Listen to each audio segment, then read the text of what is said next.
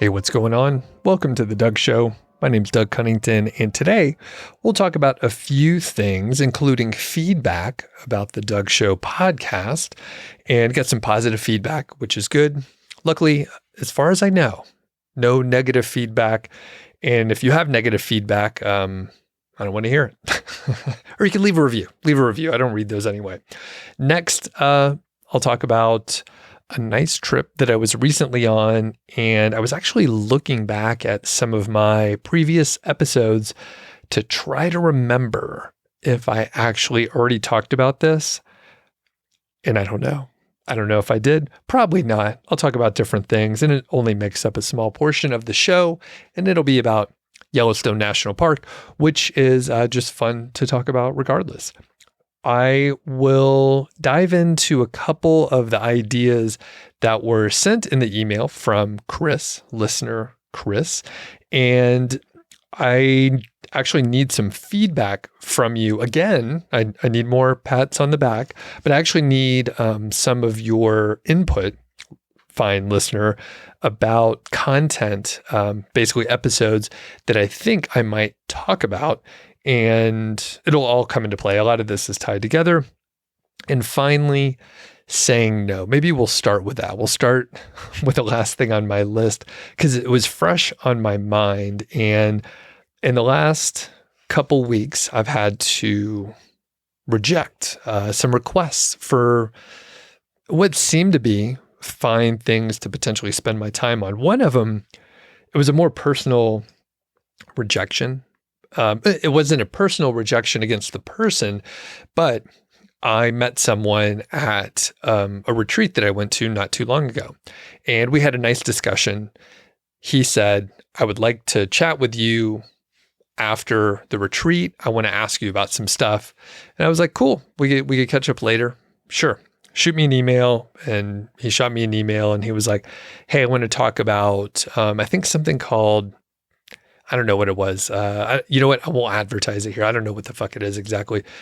But essentially, it was video emails. So I watched like a quick video, and this person was like, hey, I want to talk about this. I want to talk about trying to get a podcast started for my company and whatever else we want to talk about. So that suspiciously looked exactly like a fucking consultation. And I was like, well, number one, I don't want to talk about those things. So this is the thing of like saying no. So some actually nice person that I had great conversations with, I would talk to this person, but the topics, because I was like, I don't want to meet without an agenda. So what do you want to talk about? Because I don't want to get blindsided talking about something that I don't want to talk about. And I knew that I was going to say no. So a couple areas. So he asked for two main things. He was like, I want to talk about this video email platform, and I want to talk about starting a podcast. So mainly, I didn't want to talk about the video email thing. And I want to say the headline or something like that was roughly the end of email, video emails, or the answer, something like that. And then it was a short 90-second video or so where they gave use cases for sending video emails. Let's say I go to a conference, I meet some folks, I have a list of people that I want to reach back out to. I have their business cards, so I would like fire all this shit up, record a video, and I'm like, hey, it was so good to meet you in Portland. I can't wait to hang out again. Let's talk about the possibilities and blah, blah, blah. Because that's supposed to be more interesting or more personal than reading an email. Shit, I don't know. Maybe it is. Maybe people like that. But what I wrote back to this person was, I don't want to talk about Talk Fusion. I was like, I'm a weirdo. I'm in marketing. I'm jaded. Basically, if I get an email where someone has recorded a video for me, I'm like, fuck that. I don't trust them immediately. I actually mark them as spam and block them. So it's that quick, right? I have so much inbound emails, and I'm sure anyone with a YouTube channel, a podcast, a blog, like you have a lot of inbound stuff, and most of it is trying to sell you something. So it was a little bit tough for me to say no again, because this is a nice guy and I like him, but I don't want to talk about that because I don't really care about it. I already know if I get an email that has a video in it, I'm going to fucking delete it, and I don't trust the person, and I'm out. I'm completely out. The other thing with video versus text, it might take them 2 minutes to do their little pitch, their little video. Hell, we know video AI is really good.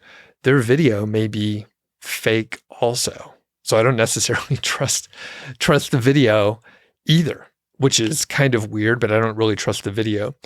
But whatever point they're trying to make in their video that might be 2 minutes, it's probably 3 bullet points. Take the time, write the 3 bullet points. Don't waste my time. I could read the 3 bullet points, and it's a secret, but I probably don't care about those 3 bullet points either. So if you're trying to sell me something, I don't want a video, and I just want the quick version of it. I still actually get pitches for being on the podcast that are like a page or 2 long. I'm not going to read that. That is insane. Totally insane. So anyway, I told this person, no, I don't want to talk about this, about the podcast. Here's another deeper thing where I have this expertise in podcasting because I've spent a lot of time on it and have probably about 1,000 episodes of podcasts that I've recorded, which is a lot. So even if I was very bad at the beginning, I've improved over time. So the thing with helping people with podcasts is I've spent a lot of time chatting with people. They're like, hey, I think I want to start a show. Maybe you could tell me some stuff. And I would sit down for 1 to 2 hours with various people. If I had to guess, it's probably been like 20 people or so. So I would talk to them about podcasting, give them advice, things that I've learned, things that they should do, things that they should not do. And then they would proceed to not take my advice at all. They would come back actually asking for more help later on. And I would say, hey, did you do the thing that we talked about? They said no.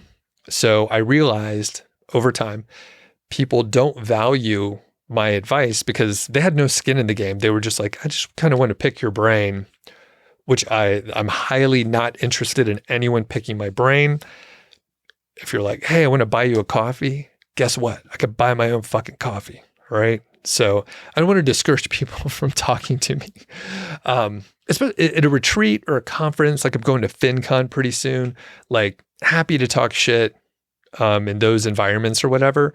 But like when it's my own time, when I could be working out, I could be walking the dog, I could be playing guitar, taking a nap, eating food, thinking about food, cooking food, looking up recipes, watching videos. I mean, there's like a million things that I could do that are better than talking about something where, people are not going to follow my advice. So anyway, the thing is I have recorded these kind of Q&A sessions, and I have a few episodes on my podcast channel. So when people now ask me, hey, I was thinking about podcasting, can you help me out? I say, maybe. Very confidently, I say, maybe. Here's a list. I made a playlist, and there's at least like 3 hours of content where someone is just asking me questions. So I had some very good friends of mine that came to the studio here in the basement, in the bunker, and they asked me a bunch of questions all about podcasting. I answer their questions. I give them additional advice. So it should generally be like a masterclass in podcasting where it's Q&A style. And between the few times that I've done that, there should be enough information out there for someone to pull it together. So I'm not like completely not helping someone. I'm just protecting my time. So maybe that was, I should have opened it with, I really protect my time now because it's very, it's not limited. I actually have a lot of time and I'm not busy. But the reason why I have a lot of time and I'm not busy is because I say no to stuff very happily, because it's okay if I don't want to do something. I don't have to do it out of social obligation. There's enough shit, you got to do anyway through social obligation.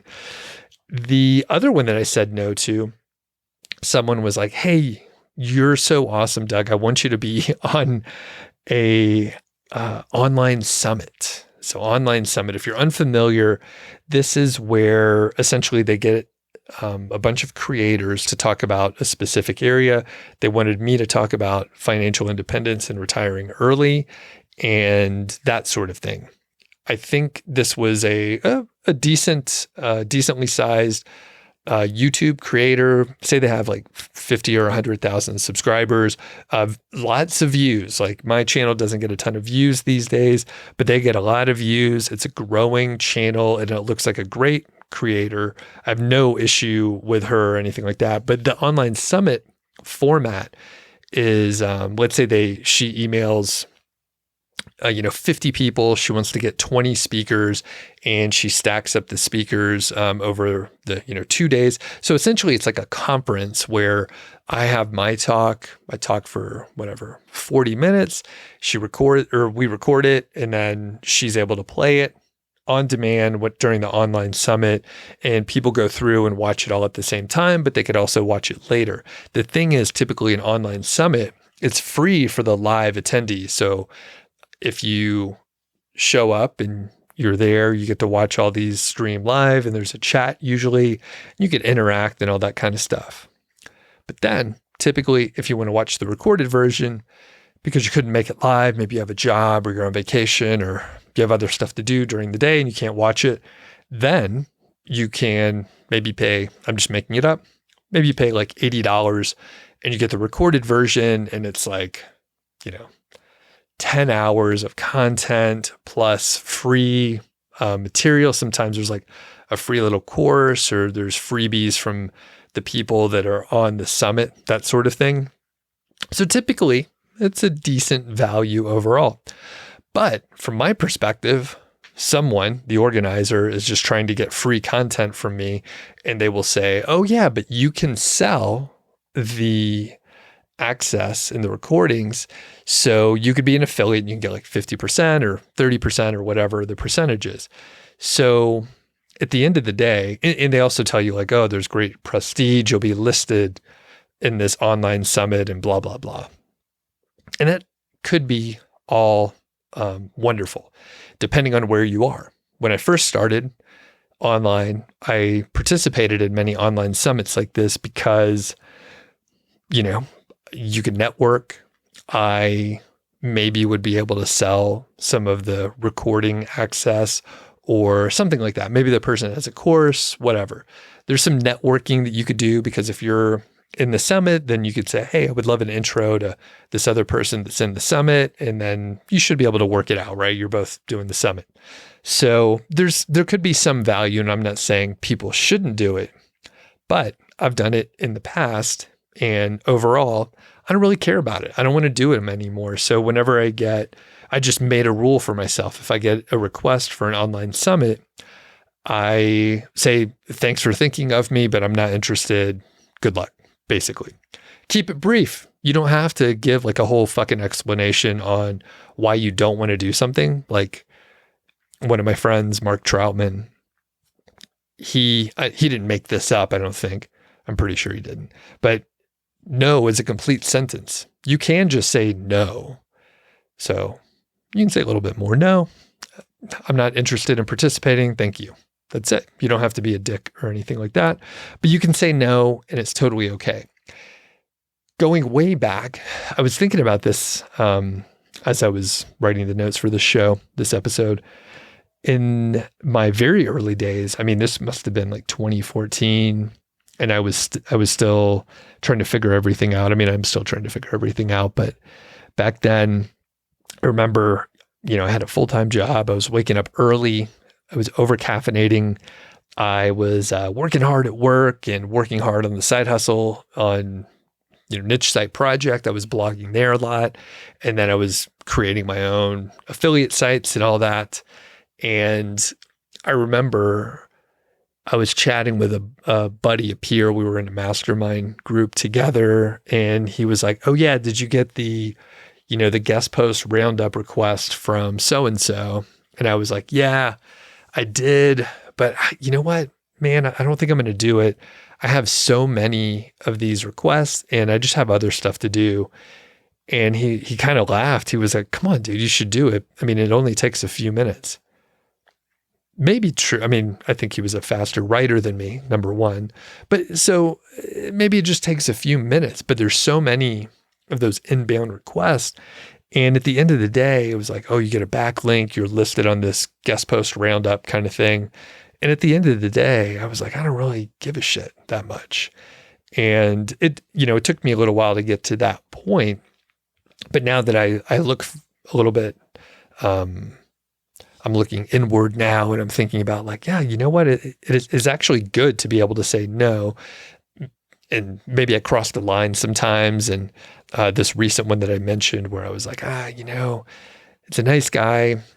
He was asking, he's trying to get his business started. But at the end of the day, I'm like, this looks like work to me. I don't want to do it. And if I say yes, and I'm not even getting paid, right? I'm like, dude, I can talk to you, but it's like, it's $450 an hour. Like I'm not going to do stuff for free because at the end of the day, as I mentioned before, bringing it all around and wrapping up this section, people don't really value free advice. So when I've given free advice, it's like, maybe they follow it, maybe they don't, but I put the same amount of time into it. If someone pays me what I asked and I give them advice and they don't do it, that's okay with me. It doesn't bother me because I don't feel like the time's wasted because at least I was compensated. And saying no is okay.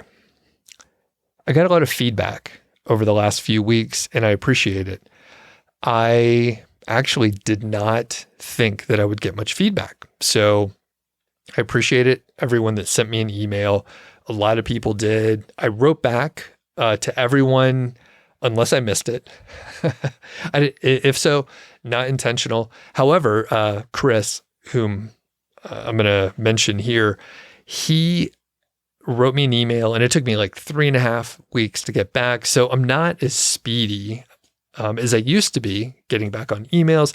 But the thing is, like, if there's no urgency, then I don't reply super fast, but my inbox has started to fill up a little bit more and I've actually gone through and like cleaned some stuff in the background. I'm going to read a lot to most of this email. I'll try to read it verbatim. So I always go back from like first person to third person to second person, really kind of screw all that up. I'm going to try to stick to it. And I did check with Chris about sharing some of the details in this email, even though it's fairly anonymous and it's not like I'm saying his last name or anything. And Chris is pretty common. So, hi, Doug. Just wanted to send you a quick message to let you know that I'm enjoying the new episodes you've been putting out on the Doug Show. I think you made a call for feedback on a recent episode, so I wanted to let you know that I appreciate the episodes and get a ton of value from them. And this is Doug jumping in, so I'm going to break my own rule immediately. I would love more feedback if people are enjoying the sort of shift in the content. Let me know. I've been enjoying it more, and I'll come back to that in a little bit. Back to the email. I've been a listener of the MileHighFi podcast from the beginning and started listening to the Doug Show around that time. I think you have a refreshing and unique voice in the FI and online self-employment space. I enjoy the no BS approach and think your content comes off as very genuine. I relate to your story a lot. Like you, I was an unhappy corporate engineer who ultimately found freedom through self-employment doing something I loved online. Now I'm getting fairly bored of that work after 5 years of doing it, but thankfully, since I'm basically FI, that's financially independent, I could focus on just the parts that I enjoy or provide a high ROI, and I don't need to do the parts that I used to do just to make money. Like you, I've whittled my business down to just the essentials, probably just doing 10 hours of work per week on average to cover expenses plus save a little bit. It's honestly a weird place to be in, but I'm grateful to be there now after 10 years of following advice from folks like yourself. Anyways, I wanted to say thanks for the work you do. Hardly anyone talks about what it's like after they are FI, when they are self-employed, / willingly scaling down or shutting down their business. So I find it relatable where I am in life. And this is the final part here. Also, I really appreciate how outspoken you are about being lazy and not wanting to work. My wife and I are the same way and feel it's such a rare mindset to have. I don't get all these people who keep doing serious work even though, he wrote it correctly. I'm reading it wrong. I don't get all these people who keep doing serious work even when they have all the money they need. I have way too many hobbies, personal interests, and other things I care about to ever take a real job again. Best wishes, Chris. Great email. And I love the context that he was able to provide.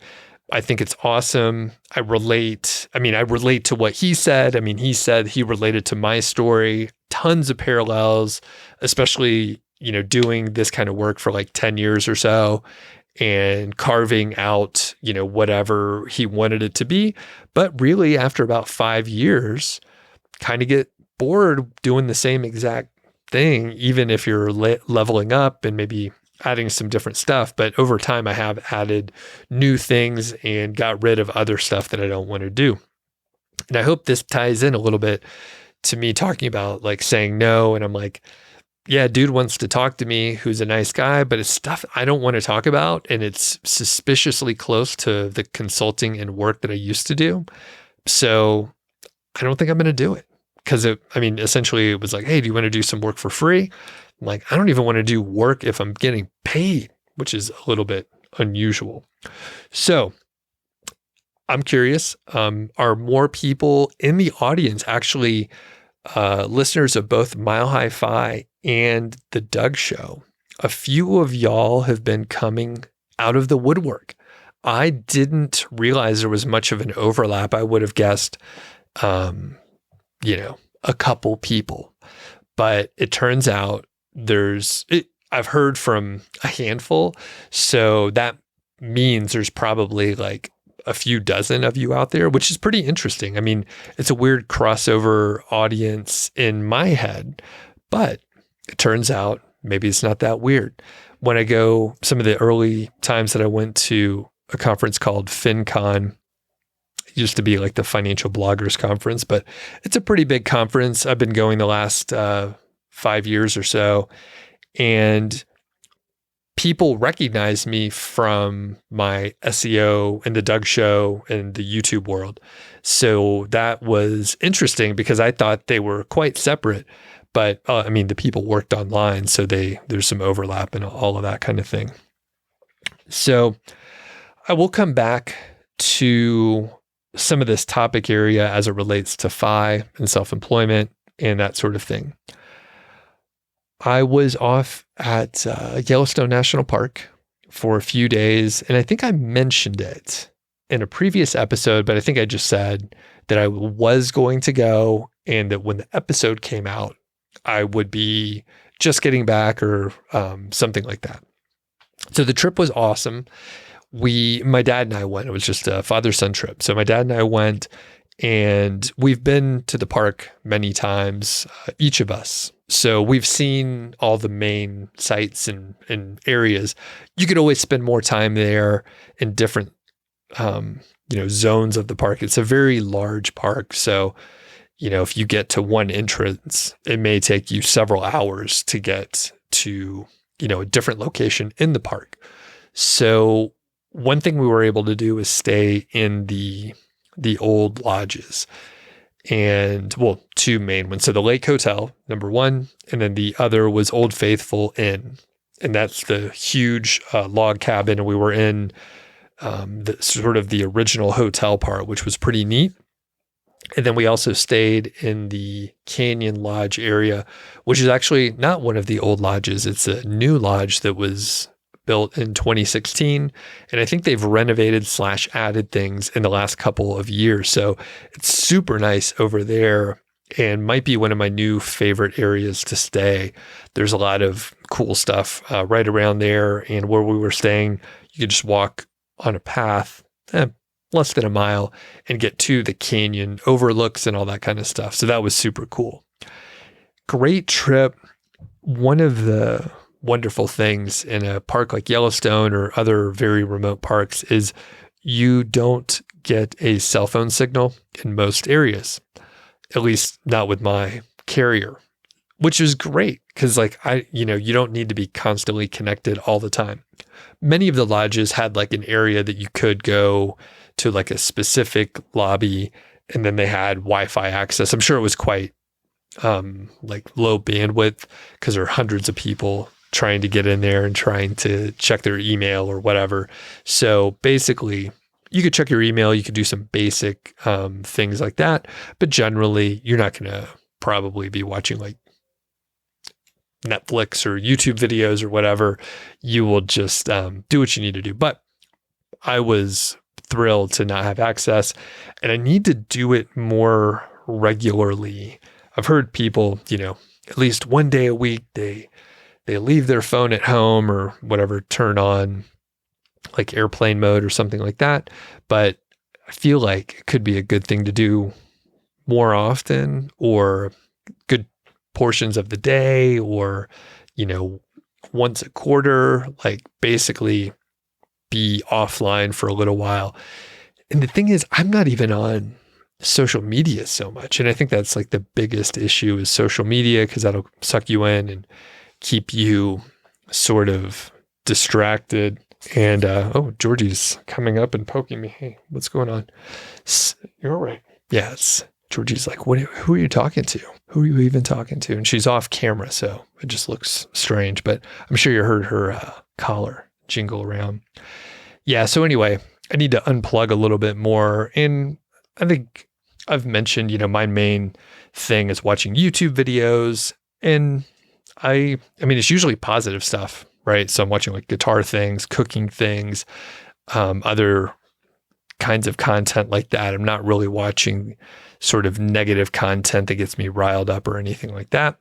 And on that note, I would encourage everyone out there, like if you find yourself on some platform where it's getting you riled up and angry or anything like that, or just negative and you're like comparing yourself to other people, just block those channels.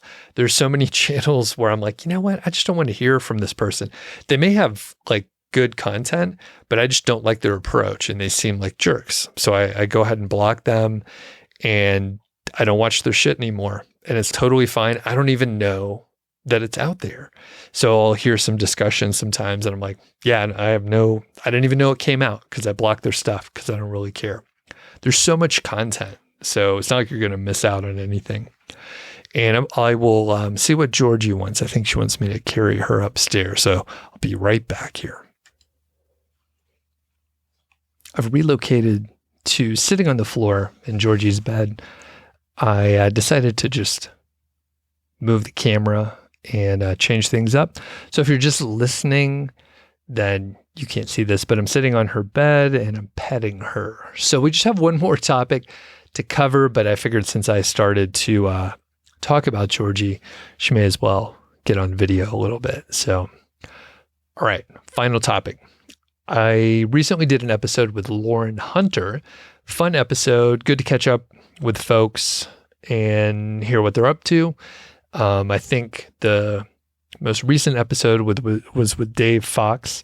So if you have been on the show before, shoot me an email. If you have some stories to tell, maybe we could do an update. Turns out a lot of people have watched those episodes in the past and they kind of want to know what's going on. When I was chatting with Lauren, it was like the pre-interview, and I think I mentioned something about like what I spend my time on and the work that I do and that sort of thing. And basically, to the point that Chris made, I was like, I'm not doing that much work. Like I've quit a ton of stuff. I'm not doing that much work these days. And I reminded Lauren I didn't know if she knew or not, but I was like, I do that financial independence, retire early stuff. My wife just retired. I'm doing much less work and it's fantastic. I really enjoy it. But I also realized this Doug show essentially was like working on side hustles and online business, entrepreneurship, other stuff like that. So I thought, well, I do realize that it's unrelatable for a lot of people if I come out and say, I'm not doing really that much work out here. And it's fantastic because I know when I was working, I was busting my ass. I was doing a lot of work, and I know a lot of people out there are working really hard. I know maybe they don't have the same opportunities that I have.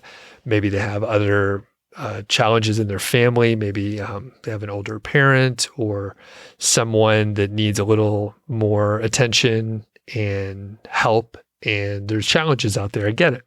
So I'm like, you know what? I don't want to be a jerk and totally unself-aware and just talk about how awesome it is to be retired and that sort of thing. That's for the other show. That's MileHighFi. So I'm able to do that. But Lauren reminded me that a lot of people, they get into online business because they want to earn some money on the side so that they can save a little bit more, or maybe be able to work for themselves and hopefully save enough so that they don't have to work and basically get to where I am now. And I thought it was a good point. Again, I have a whole other podcast where I do talk about financial independence, and I try to point people over in that direction as much as possible. However, it does make sense to, acknowledge the fact that a lot of people work online and they try to earn more money so that they don't have to work. So I think if you're interested out there, let me know the questions that you have around financial independence and maybe going from the mindset of working really hard and I would wake up at 4 a.m. and do a couple hours of work on my websites or whatever it was that I was working on.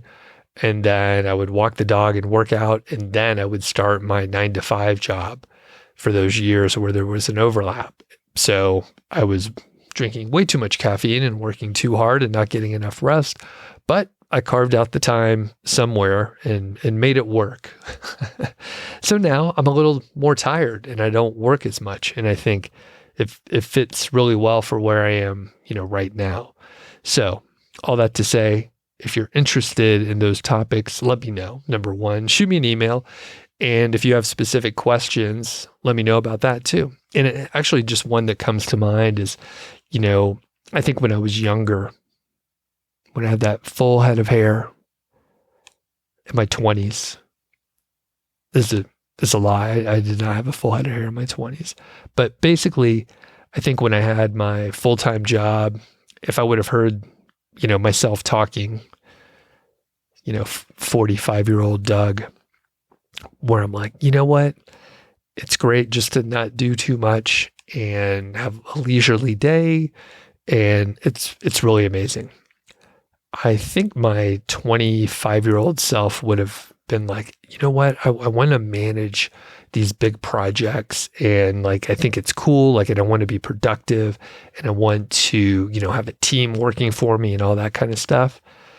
I'm pretty sure I would have thought that. And part of it, when you work at a consulting company, they sort of indoctrinate you. Is that the right word? Indoctrinate to a certain way of thinking. And that way of thinking gets you pumped up to climb the corporate ladder generally. But over time, I not only got over that, but I was like, this is such bullshit. Find movies like Office Space and maybe Fight Club got in my head, made me think about things a little bit differently. There was a time where I would have thought that. So because I can look back and think that I would have thought that back in the day, even though I've changed so much now, I can imagine there are some people that maybe you have a chip on your shoulder and you're like, you know what? I want to prove it to myself and other people that I could do whatever. And that's totally valid. I mean, I'm not here to judge anyone, but for me, over some time, I was like, you know what? Was this even a good thing to spend time on at all? who cares if I'm productive or if I have a team working for me or whatever kind of stuff? I mean, like, is that rewarding to me? Am I at least being paid a good wage for that? Like, I don't know. A lot of questions around it. So let me know what you think. Let me know what you think of financial independence and all that kind of stuff. I'm not going to do the whole, the whole podcast on it, but I think there's some topics that we can cover that could be very interesting. Finally, I put this in my emails in the last couple weeks, but it's worth it to mention it here. And I can explain just a little bit, although we're getting a little bit long in this episode, so I'll be quick. If you are looking for some backlinks and promotion, if you have an SEO agency, or maybe you just have a few clients, or maybe yourself, you have a website or two that you could use some links, essentially it'll break down to getting some links on a couple domains that I have. One actually being the Doug.Show. So it would be a sort of type of sponsorship for the show / get a backlink on the Doug.Show website. And one interesting thing with podcast is the podcast goes on a bunch of directories. So essentially whatever links I put in the show notes, those propagate out all over the internet. So if you get a link on the Doug.Show, then you actually get links from many other big websites. The caveat, and if you're an SEO and you know about this stuff, then this is no surprise, but essentially, let's say iHeartRadio or iHeart.com, wherever the podcasts live out there, you will get a do follow link. But as you can imagine, there's many tens, hundreds of thousands of podcasts that publish, and there's a lot of links going from iHeart. So it's a do follow link from a fantastic, it's probably like a DR90 plus domain. It's a do follow link. But there are many, many other podcasts that have many, many other links. So there is some diminishing returns from that aspect. But if you are looking for some pretty solid links, you can shoot me an email, feedback@Doug.Show, and let me know if you are interested. I can send you some of the details and that sort of thing, starting at, we'll call it $300 a month. So looking for ways to cover some costs. And, we got domains, I have hosting, there's software, I have an accountant to do my taxes. Like, putting out a show and being a creator is relatively inexpensive depending on, what you have to do. I already have all the equipment, right? I got lights all around me, I got a camera. So it's not too much like to keep it going, but there's admin stuff and we often forget about that. And, when software comes around and you have to pay for another year of it, it's like, oh man, that's a few $100. And that happens a few times a year. And then again, taxes and other admin. So that was one idea that I had probably a couple of years ago and didn't really do much with it. And then I was like, oh, you know what? This could be something to revisit. Feedback@Doug.Show. Let me know if you might be interested and I can send you details. That's it for today. And thanks everyone for the kind words via email and for encouraging me to play more music too. So I haven't recorded it for this episode. I'm gonna do it. It's not gonna be fresh every episode, but I'm gonna work on some stuff. All right. Thanks a lot. I'm gonna take care of Georgie. Take her upstairs. She's like, "Come on, Dad. You gonna do something with me here?"